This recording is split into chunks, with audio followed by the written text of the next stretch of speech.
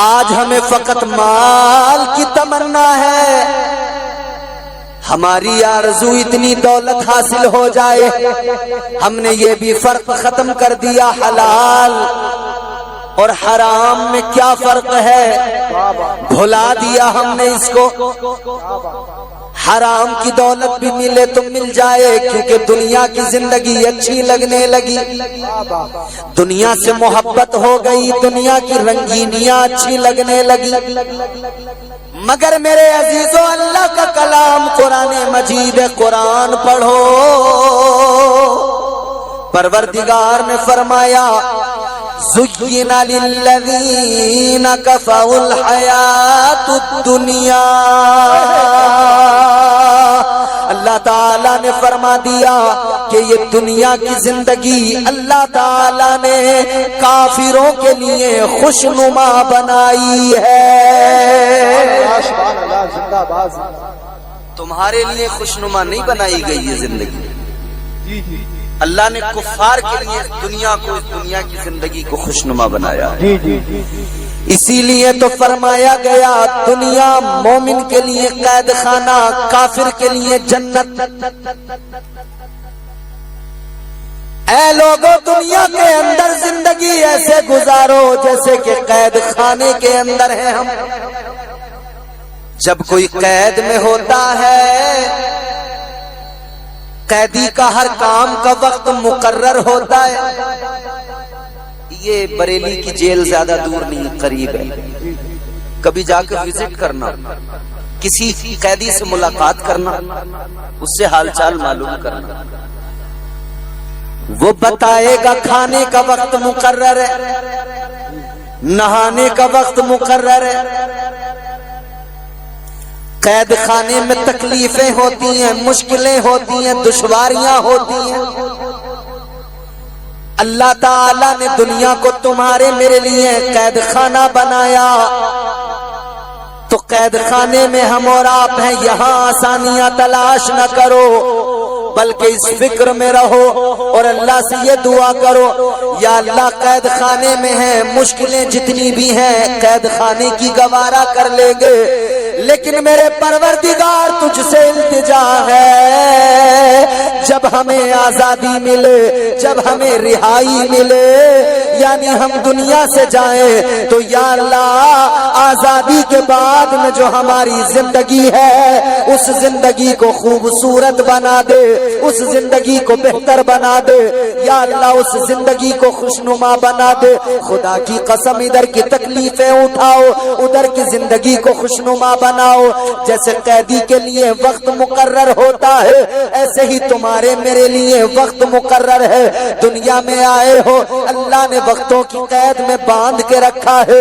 صبح کو اٹھو، اللہ نے وقت مقرر کیا، صبح کو اٹھو، اٹھنے کے بعد میں پہلے اپنے پروردگار کا شکر ادا کرو، نماز فجر ادا کر لو، پھر اس کے بعد میں اپنے رب کی بارگاہ میں جھولی پھیلاؤ، اللہ سے بھیک مانگ لو، اپنے پروردگار سے مانگ لو، اور اللہ سے مانگنے کے بعد میں پھر نکل جاؤ روزی کی تلاش میں۔ تم نکلو گے، پروردگار قادر ہے، پروردگار خالق ہے، وہ تمہارا میرا خدا رازق ہے۔ تم ادھر اللہ کی بارگاہ میں لو لگا کر دعا کر کے نکلو گے، خدا کی قسم تم نکلو تو صحیح، پروردگار روزی عطا کرنے والا ہے، اتنا نوازے گا، اتنا نوازے گا، تیری جھولی تنگ پڑ جائے گی۔ رب کا خزانہ کبھی ختم نہیں ہوتا ہے۔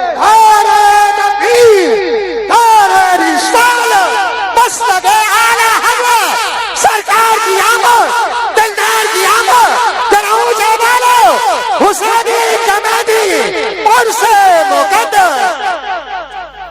سمجھ میں آ رہی ہے بات؟ آؤ چلو میں تمہیں اللہ والوں کی زندگی سناتا ہوں۔ آج ہمیں بہترین بستر چاہیے، مخمل کا گدا چاہیے، گھر کے اندر بہترین صوفہ، بہترین بیڈ، ہر سکون کی چیز چاہیے۔ ایک بادشاہ کا ایک بہت ہی خوبصورت بستر، سنو دل سے سنو یہ بات، ایک بادشاہ کا بستر کیسا ہوتا ہے تصور کرو، نرم و گداز بستر، بادشاہ کا بستر اور بادشاہ کی خادمہ اس کو صاف کرنے آئی. نوکرانی ایک کمرے میں صفائی کر رہی ہے, بستر کو جھاڑ رہی ہے, اس نرم و گداز بستر کی صفائی کر رہی ہے. نوکرانی کو خیال آیا, کہتی ہے کہ یہ بستر ہے کتنا ملائم, کتنا نرم و نازک, اور کہتی ہے کہ میرا بستر ہے, مجھے کبھی ایسا بستر زندگی میں نہیں ملے گا. سوچنے لگی اس بستر پہ بادشاہ کو کتنی اچھی نیند آتی ہوگی. نوکرانی نے کیا کیا, خیال آیا چلو صفائی کرنے آئی ہوں, بادشاہ نہیں ہے, دیکھ کوئی نہیں رہا, ذرا سا کمر لگا کے دیکھوں, لیٹ کے دیکھوں کیسا مزہ آتا ہے. ادھر دیکھو, ادھر بات بڑی لطیف بتا رہا ہوں. خیال آیا چلو ذرا کمر لگا کے دیکھوں, بڑا نرم و نازک ملائم بستر ہے. چلو بادشاہ نہیں دیکھ رہا, ذرا سا میں بھی لیٹ کے دیکھوں کیسی نیند آتی ہے. نوکرانی بستر پہ لیٹی, بادشاہ کے بستر پہ بڑا مزہ آیا, نرم و نازک ملائم بستر. لیٹی تو نیند آ گئی, آنکھ لگ گئی, اور نیند آئی تو پھر ذرا سا اٹھنے میں بھی وقت لگ گیا. ادھر بادشاہ نے آ کر دیکھا نوکرانی کی یہ مجال بادشاہ کے بستر پہ, نوکرانی کی یہ جرت کے بادشاہ کے بستر پہ آ گئی. بادشاہ کو غصہ آیا, بادشاہ نے جلاد کو بلایا اور حکم سنایا اس کے کوڑے لگائے جائیں, اس کو مارو. آ گئے جلاد, کوڑے مارنے لگے. نوکرانی کو جب مارا جا رہا تھا تکلیف تو ہو رہی تھی, مگر نوکرانی ہنسنے لگی. نوکرانی ہنسی تو بادشاہ حیران ہوا. بادشاہ نے کہا نوکرانی تجھے مار رہے ہیں پھر بھی ہنس رہی ہے, درد تو ہو رہا ہوگا. بولی درد تو ہو رہا ہے. تو بادشاہ نے کہا جب درد ہو رہا ہے تو ہنسنے کی وجہ کیا ہے؟ کہنے لگی بادشاہ ہنسی اس بات پہ آ رہی ہے میں ذرا سی دیر تیرے بستر پہ سو گئی, مجھے اتنی مار پڑ رہی ہے, تو ساری عمر اسی بستر پہ سو رہا ہے. سوچ لے بادشاہ تجھے کتنی مار پڑے گی. سبحان اللہ, سبحان اللہ. میں تو ذرا سی دیر کے لیے آئی, تو سوتا ہی اس پہ ہے. دل کو لگ گئی بات, خیر کچھ نہیں. بادشاہ پھر لیٹ گیا. تھوڑی دیر کے بعد میں چھت پہ کسی کی آواز آئی دوڑنے کی, چلنے کی. بادشاہ نے کھڑکی کھولی کہ محل کی چھت پہ کون ہے. دیکھا تو کچھ لوگ ہیں. معلوم کیا کون ہو بھائی, کیا دیکھ رہے ہو؟ کہنے لگے بادشاہ ہمارے اونٹ کھو گئے, اونٹ گم ہو گئے, ان کو تلاش کر رہے ہیں. بادشاہ کہنے لگا کیسے عجیب لوگ ہو, اونٹ گم ہو گئے تو محل کی چھت پہ کیا ڈھونڈتے ہو؟ کھوئے ہوئے اونٹ محل کی چھت پر نہیں ملتے. اتنا سنا تو انہوں نے جواب دیا بادشاہ بات تو صحیح کہتا ہے, کھوئے ہوئے اونٹ محل کی چھت پر نہیں ملتے, مگر یہ بھی سن لے پروردگار بھی نرم و نازک بستر پہ محل کے اندر نہیں ملتا. بات ہے سبحان اللہ, سبحان اللہ. بات یہ بھی دل سبحان اللہ, بات یہ بھی دل پر لگ گئی. دو باتیں ہو گئی. بادشاہ اپنے دربار میں بیٹھا تھا, دربار لگا ہوا تھا. ایک قلندر آ گیا دربار میں, ایک دیوانہ آ گیا دربار میں. دیکھو میرے عزیزوں کون آیا, ایک قلندر ایک دیوانہ آیا. کیا بات. اور قلندر کون ہوتے ہیں؟ ہر دور میں کوشش تو بہت کی گئی لیکن کوزے کے مقدر میں سمندر نہیں آیا. یہ دنیا کیا سمجھ پائے گی میرے مولا علی کو, دنیا کی سمجھ میں تو قلندر نہیں آیا. زندہ باد زندہ باد سبحان. قلندر محل میں آیا. قلندر نے آ کر چاروں طرف دیکھا, دربار میں چاروں طرف ادھر ادھر نظر دوڑائی اور آ کر کہنے لگا بادشاہ یہ جو مسافر خانہ ہے یہ مجھے پسند نہیں آیا. بات ہے سبحان. نگریا والو, بادشاہ کا محل دربار لگا ہے اور قلندر کہتا ہے یہ جو تیرا جو مسافر خانہ ہے نا مجھے پسند نہیں آیا. بادشاہ نے سنا تو کہنے لگا بھائی کون ہو تم, عجیب ہو, میرے دربار کو مسافر خانہ بتا رہے ہو, میرے محل کو مسافر خانہ بتا رہے ہو. بادشاہ کہنے لگا میرے دربار کو میرے محل کو دیکھتے نہیں کتنا عظیم الشان میرا محل ہے, کتنی قیمتی چیزیں محل کے اندر رکھی ہیں, تم اسے مسافر خانہ بتا رہے ہو. اتنا سنا تو اللہ والے نے فرمایا آج آپ اللہ والے کی بارگاہ میں بیٹھے ہو عرس کی تقریب میں, تو سنو سنو پیغام لے کے جاؤ.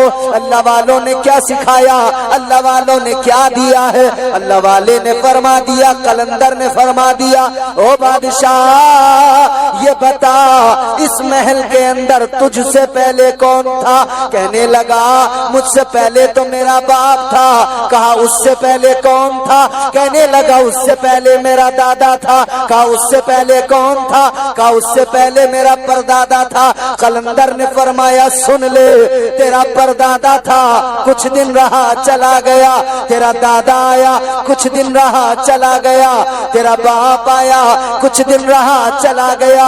اے بادشاہ تو بھی کچھ دن رہے گا, پھر تو بھی کوچ کر جائے گا, چلا جائے گا. بادشاہ سے اللہ والے نے کہا اے بادشاہ یہ اگر مسافر خانہ نہ ہوتا تو تیرا باپ آج بھی اسی کے اندر ہوتا. زندہ باد زندہ باد سبحان اللہ سبحان اللہ. بابا کہا کیا ہے.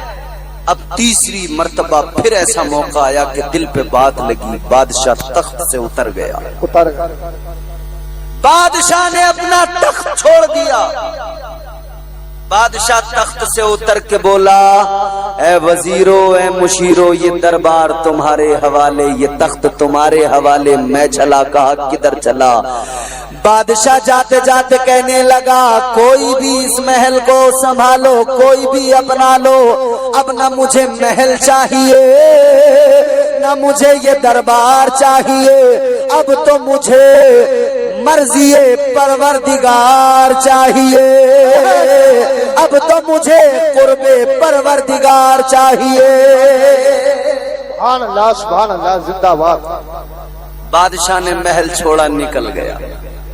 یہ بادشاہ کون تھا جانتے ہو؟ اس بادشاہ کا نام جب تاریخ میں آپ سنتے ہو پڑھتے ہو خدا کی قسم ایک عظیم اللہ والے پائے کے بزرگ نام ہے حضرت ابراہیم بن ادہم. کیا بات ہے سبحان اللہ سبحان اللہ.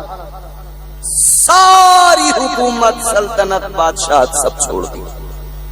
سبحان اللہ سبحان اللہ. اب زندگی لگا دی اللہ اللہ اللہ اللہ اللہ اللہ کرنے لگے. اب فقط اپنے مولا کو منانے میں لگ گئے, رب کا قرب پانے میں لگ گئے. اللہ اللہ میں ساری زندگی لگا دی. اب فقط اللہ اللہ. ادھر جو وزیر تھا وہ بادشاہ بن گیا. ایک روز وزیر نکلا اپنے لشکر کے ساتھ, ایک ندی کے کنارے سے گزرا. اس نے کیا دیکھا, حضرت ابراہیم بن ادہم بیٹھے ہیں دریا کے کنارے, ایک سوئی ہاتھ میں ہے, اپنا ٹاٹ کا پھٹا ہوا لباس اسی کو سوئی سے سی رہے ہیں. بابا سبحان اللہ سبحان اللہ. لوگ سمجھتے ہیں اللہ والوں کو کہ یہ تو دیوانے لوگ ہیں, انہیں کیا پتا. یاد رکھنا اجلے کپڑوں میں سکندر ہو ضروری تو نہیں. چوتھا جب مصرع آپ سنو گے نا ہر شخص کی آواز آئے گی, انشاءاللہ سب بولیں گے. اجلے کپڑوں میں سکندر ہو ضروری تو نہیں, मैले कपड़ों में कलंदर भी तो हो सकता है। बाबा सुभान अल्लाह। अभी मजा नहीं आया, आएगी आवाज आपकी चौथे मिसरे पे, मुझे यकीन है इंशाअल्लाह सब बोलेंगे। हर आदमी के इमाम साहब, हमारे नकीब साहब बेहतरीन नकीब है इमरान रईसी साहब, माशाअल्लाह जवाब नहीं है, मगर इन्होंने बड़े बड़े उम्दा शार सुनाए। इस शेर को सुनकर ये भी बोलेंगे, आप भी बोलेंगे। उजले कपड़ों में सिकंदर हो जरूरी तो नहीं, मैले कपड़ों में कलंदर भी तो हो सकता है। अरे जिस भिखारी को हिकारत से पुकारा तूने, उसके कासे में समंदर भी तो हो सकता है। दारे नबी, दारे रिसालत, दारे होशियत, बस लगे आला हमला और से मुकद्दर, सरकार की आमद, दिलदार की आमद, जरा ऊंचा बोलो दारे हैदरी।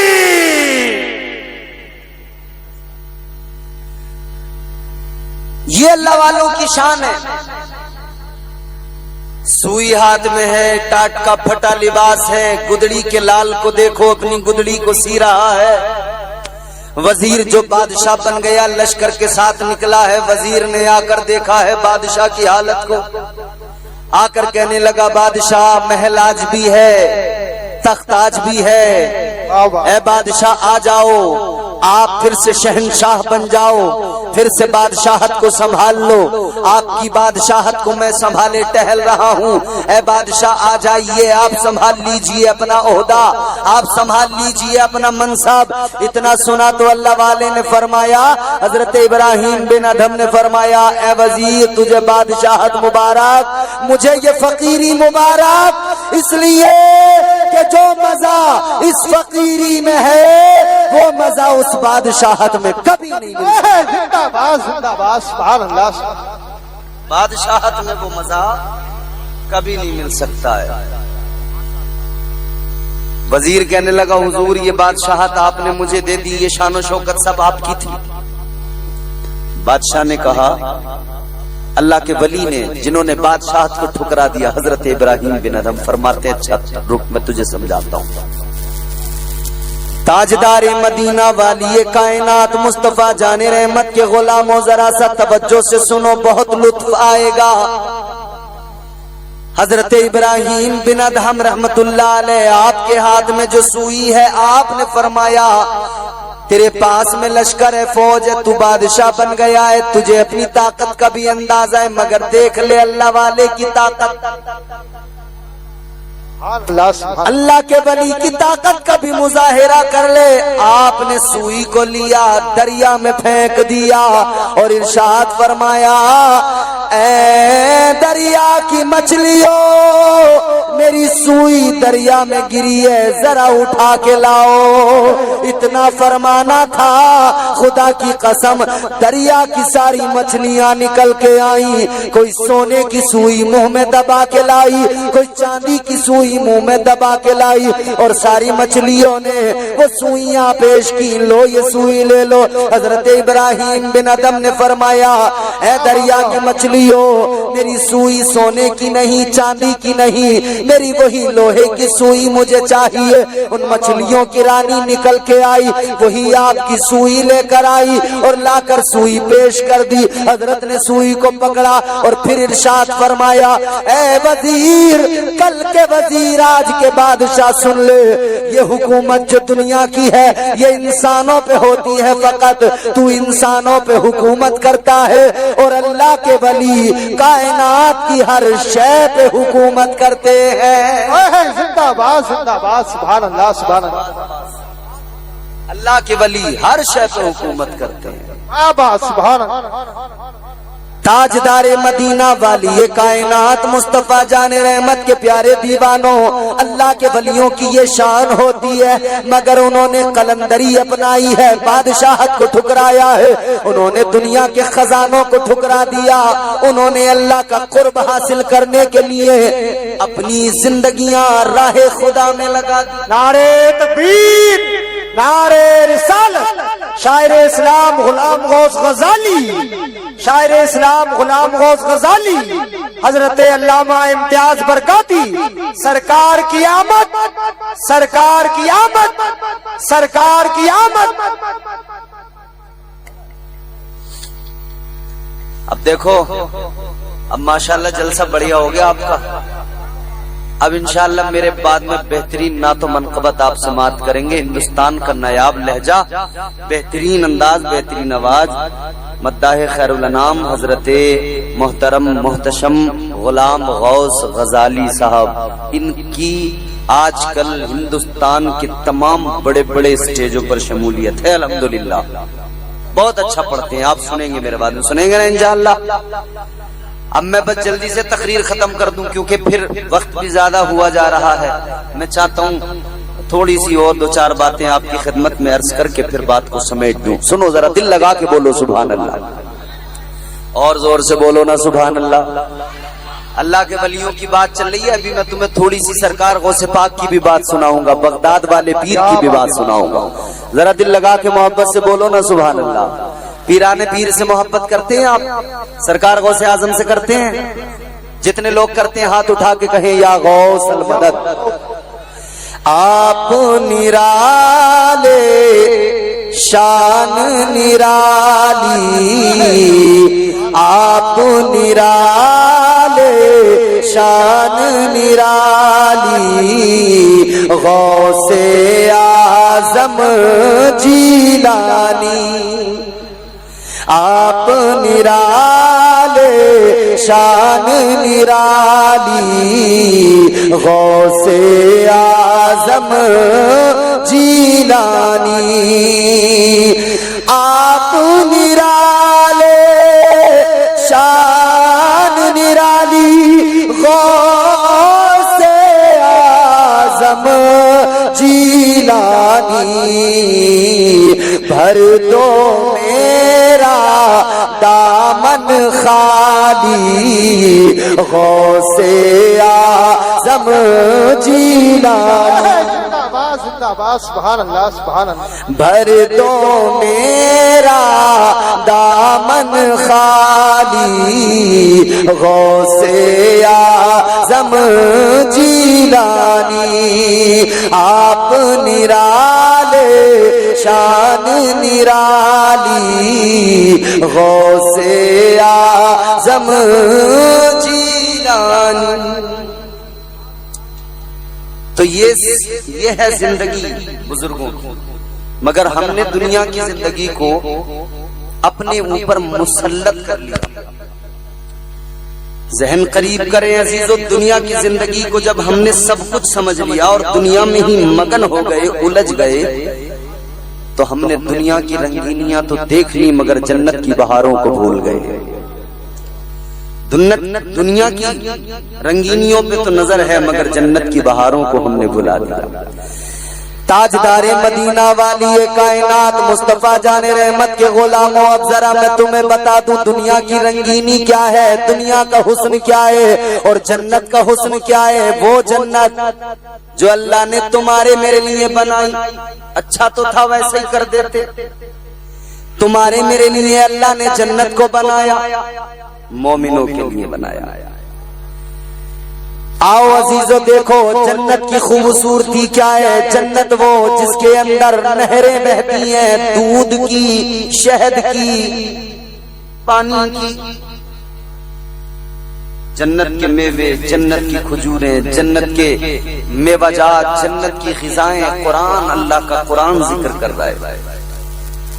مختلف مقامات پر اللہ تعالیٰ نے جنت کا ذکر کیا، جنت کی حوروں کا ذکر کیا، جنت کی بہاروں کا ذکر کیا، جنت کی رنگینیوں کا ذکر کیا، جنت کے حسن کا ذکر کیا۔ اور مصطفیٰ جان رحمت نے بھی فرمایا، اے میرے امتیوں، اے میرے غلاموں، جب اللہ سے جنت مانگا کرو، پہلے تو آقا نے حکم دیا جنت مانگا کرو، اور پھر یہ بھی فرمایا جب جنت مانگا کرو، آقا نے اعلان کیا کیا جنت الفردوس مانگا کرو۔ یا رسول اللہ جنت الفردوس کس لیے؟ آقا نے فرمایا جنت کے کئی درجے ہیں، سب سے اعلیٰ درجہ جنت الفردوس ہے۔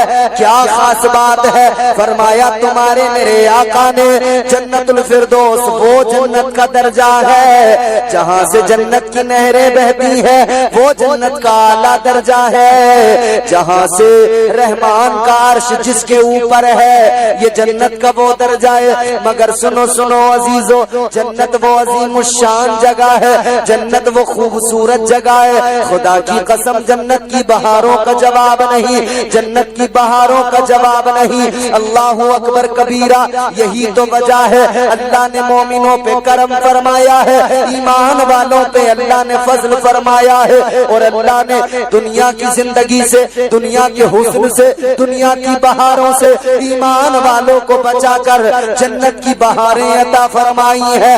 جنت کی بہاروں کو اللہ تعالیٰ نے تمہارے میرے لیے بنایا ہے۔ یہ مختصر سی زندگی ہے، اس زندگی میں ہم مسافر ہیں، یہ قید خانہ ہے۔ قید خانے میں زندگی بالکل ایسے ہی گزارو جیسے قید خانے میں زندگی قیدی گزارتے ہیں۔ اللہ اکبر کبیرہ، مگر ہم عشق میں ایک جملہ آگے بڑھ کے کہتے ہیں دنیا کے قیدی الگ ہوتے ہیں، ان قیدیوں کی بات الگ ہوتی ہے جو کوئی مرڈر کر کے جیل میں جاتا ہے، کوئی زنا کر کے جیل میں جاتا ہے، کوئی کسی اور کیس میں چوری ڈکیتی میں قیدی بنتا ہے۔ مگر سنو سنو، ہم وہ قیدی ہیں خدا کی قسم کہ ہم مصطفیٰ کی محبت میں قید ہیں، تاجدار مدینہ کی الفت کے قیدی ہے۔ خدا کی قسم ہمیں آقا کی الفت میں یہ قید خانہ بھی حضور کی محبت میں قید خانہ نہیں لگتا، کیونکہ ہماری نگاہوں میں جنت کے جلوے ہوتے ہیں، جنت کی بہاریں ہوتی ہیں۔ واہ بابا زندہ باد۔ ہمیں حضور کی محبت معلوم ہے، تاجدار مدینہ کی زلفوں کے اسیر ہیں ہم تاجدار مدینہ والی کائنات کی زلفوں کے اسیر ہیں، تو خدا کی قسم ہم وہی کریں گے اور کرتے ہیں جس کا حکم تاجدار مدینہ نے دیا ہے، مصطفیٰ جان رحمت نے دیا ہے۔ آؤ ذرا دیکھو عزیزو، اللہ کے نبی نے شریعت دی، تمہارے میرے آقا نے شریعت دی، اولیاء کرام نے اسی شریعت کو تمہارے میرے سامنے اپنے عمل کے ذریعے، اپنے قول کے ذریعے رکھا ہے۔ انہوں نے سکھایا ہے زندگی کو کیسے گزارنا ہے، انہوں نے بتایا ہے، انہوں نے سمجھایا ہے۔ زندگی اتنے سلیقے سے گزاری جائے، زندگی اتنے سلیقے سے گزاری جائے جیسے چادر کوئی کانٹوں سے اتاری جائے۔ زندہ باد۔ کیسے گزاریں گے زندگی؟ شیطان کے مرید بن کر نہیں، شیطان کی اتباع نہیں کرنی ہے، شیطان کی باتوں میں، اس کے جھانسوں میں نہیں آنا۔ شیطان تو بہکاتا رہتا ہے نا، اکساتا ہے، بہکاتا ہے، کہتا ہے نماز بالکل مت پڑھنا، اور نوجوان جب بہکاوے میں آتا تو نماز کے قریب ہی نہیں جاتا۔ قوالیوں میں تو خوب ناچے گا مگر مسجد میں ایک سجدہ کرنے کو تیار نہیں ہوگا۔ ارے بھائی میں دیکھ رہا ہوں آج کل سوشل میڈیا پہ کالے پیلے نیلے ہرے گلابی کپڑے اور ایسی کالے پیلے نیلے غلام غوث غزالی صاحب چشمے اور پیسے اڑا رہے ہیں، ناچ رہے ہیں، بالکل پتہ ہی نہیں لگ رہا کہ یہ کوئی کلب ہے یا کوئی محفل سماع، محسوس نہیں ہو رہا۔ ختم کر دیا نا بھائی، کلب کے اندر بھی کیا ہوتا ہے؟ میوزک ہوتا ہے، ڈانس ہوتا ہے، یہی تو ہوتا ہے۔ اور انہوں نے محفل سماع میں بھی محفل سماع کے نام پہ محفل سجا کے اس میں کیا ڈالا؟ خوب تگڑا والا میوزک ڈالا، ڈھم ڈھم ڈھم ڈھم ڈھم، ایسا کہ دل ہل جائیں، گردے باہر آ جائیں، اور کھڑے ہو کے بال ہلا ہلا کے ناچنے لگے، پیسے اڑانے لگے۔ یاد رکھو عزیزو، اللہ کے نبی کی شریعت نے آپ کو اور مجھے میوزک پہ ناچنا نہیں سکھایا، بلکہ مصطفیٰ کی شریعت نے رب کی بارگاہ میں سر جھکا کے رونا سکھایا ہے۔ نعرے تکبیر، نعرے رسالت، عظمت سرکار مدینہ، سرکار کی آمد عرس مقدس۔ مگر نہیں صاحب ہمارا حال مت پوچھو، ناچوں گی گولڑ تلے، ناچوں گی گولڑ تلے، بج رہی ہے قوالی تنا تن اور ناچ پہ آج چوم رہا۔ اللہ نے اچھا بھلا مرد بنایا، یہ کہہ رہا ناچوں گی گولڑ تلے، ناچوں گی گولڑ تلے۔ اچھا گولڑ تلے ناچے گی تو، سجدہ ایک نہیں کرے گی، ناچے گی گولڑ تلے۔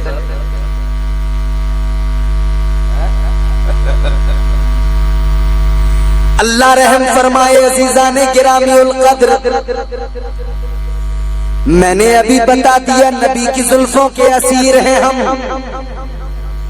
قیدی ہیں مصطفیٰ کی محبت کے، ہم نیم تلے، گولڑ تلے، پیپل تلے ناچنے نہیں آئے، ہم تو مسجد میں مصلی پہ سر جھکا کے اپنے رب کو منانے آئے ہیں۔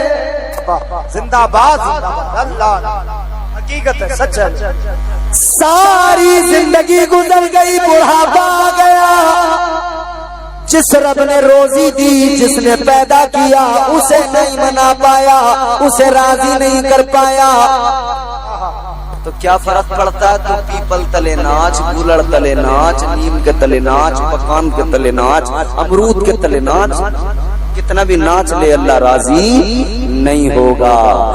آؤ سنو اللہ راضی کیسے ہوگا، وہ بھی تمہیں اللہ والوں کی زندگیاں بتائیں گی۔ آؤ میں تمہیں بتاتا ہوں ایک ایسے ولی کی شان جن کو اللہ نے عمر بڑی لمبی عطا فرمائی، ایک ایسے ولی کی شان جنہیں اللہ تعالیٰ نے غوث اعظم سرکار سے بھی پہلے دنیا میں بھیج دیا، حضرت شاہ بدیع الدین زندہ مدار رحمت اللہ تعالیٰ علیہ۔ پورے ہندوستان کے اندر، پورے ملک کے اندر، پوری دنیا کے اندر تقریباً 1400 چلے ان کے موجود ہیں۔ ان چلوں پہ حضرت نے کیا کیا؟ ان چلوں پہ بیٹھ کر اپنے پروردگار کو راضی کیا، اپنے مولا کو منایا، اللہ اللہ کا ورد کیا، اپنے پروردگار کو راضی کیا۔ بابا زندہ باد، زندہ باد۔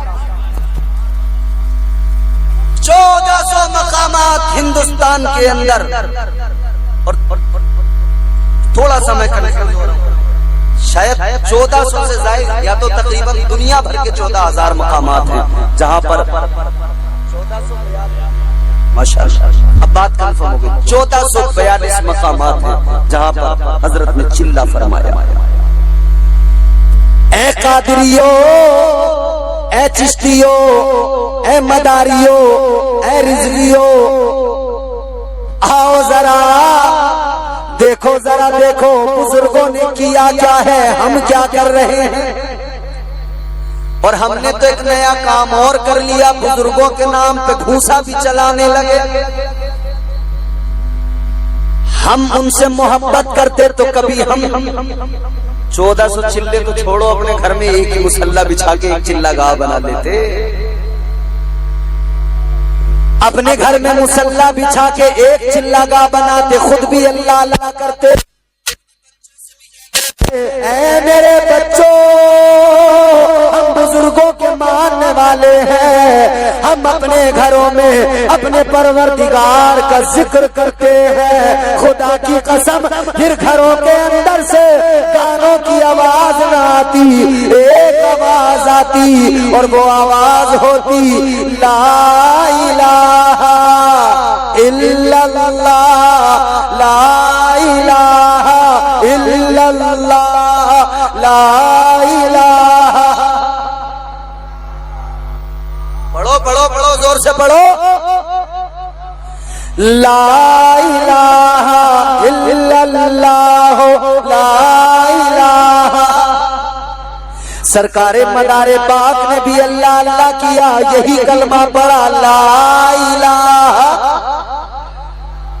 لا الہ الا اللہ سرکار غریب نواز آپ اجمیر کی سرزمین پر آئے آپ نے اپنی کٹیا کے اندر ایک جگہ نہیں پورے راجستھان پورے جگہ جگہ جنگلوں میں صحراؤں میں بیابانوں میں بیٹھ کر ایک ہی ذکر کیا لا الہ الا اللہ لا الہ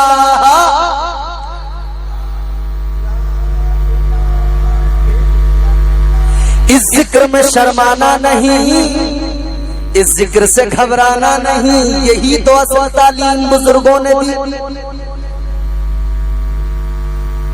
یہی تعلیم انبیاء نے دی حضرت آدم آئے اعلان کیا اللہ بولو زور سے کتنے زور سے بولو حضرت آدم نے پیغام دیا اللہ ایک ہے حضرت نوح نے پیغام دیا اللہ ایک ہے سب نے یہی تو خدا کی توحید خدا کی وحدانیت اس کی صمدیت خلاقیت رزاقیت یہی تو سکھایا لوگوں کو شرک سے بچایا کفر سے بچایا برائیوں سے بچایا ایک اللہ کی وحدانیت کا اعلان کیا سارے نبی سارے رسول یہی پیغام سناتے آئے پھر تمہارے میرے آقا کی باری آئی تاجدار مدینہ فاران کی چوٹی پہ کھڑے ہوئے آقا نے فرمایا یا ایھا الناس قولوا لا الہ الا اللہ بزرگوں نے یہی سکھایا اور ہم نے بزرگوں نے